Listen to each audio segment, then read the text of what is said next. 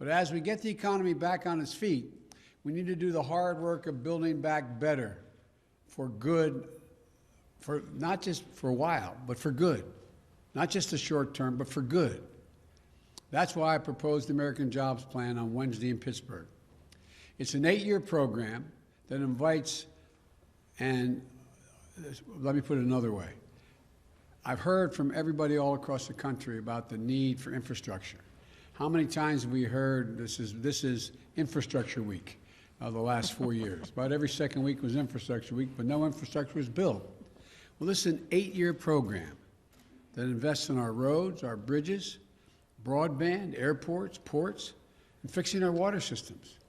It's going to repair our VA hospitals across the country. Many of them are more than 50 years old and are in real need of help.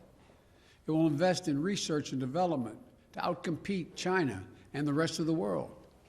Independent analysis shows that if we pass this plan, the economy will create 19 million jobs, good jobs, blue-collar jobs, jobs that pay well. That's long-term jobs for pipe fitters, healthcare workers, those who work in the steel factories and the cutting-edge labs as well. The new report out this week shows that nearly 90% of the infrastructure jobs created in the American Jobs Plan can be filled by people who don't have a college degree. 75% of those good-paying jobs don't need an associate's degree. It's a blue-collar blueprint for increasing the opportunity for people. This is an economic opportunity for those who've helped build the country and have been ignored or neglected for much too long by our government.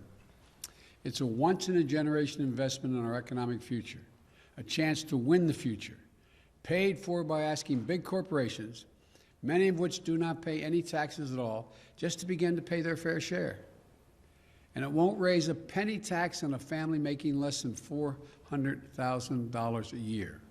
No federal tax. No addition. When Congress comes back after this Easter break, I'm going to begin meeting with Democrats, Republicans about this plan. I've spoken to Republicans on the phone. I'm going to be looking forward to meeting with them. They all have their ideas about what it will take, what they like and what they don't like. That's a good thing. That's the American way. Debate is welcome. Compromise is inevitable. Changes in my plan are certain.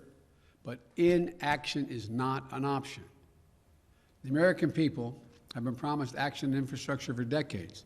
They've been promised that after our leaders would take our country and make it more competitive for decades. I've made my plan to address this long overdue need, and it's clear. Polls already show strong support for infrastructure investment from the American people, whether they're Democrats, Republicans, or independents. Congress should debate my plan, change it, and offer alternatives if they think that's what they have to do. But Congress should act.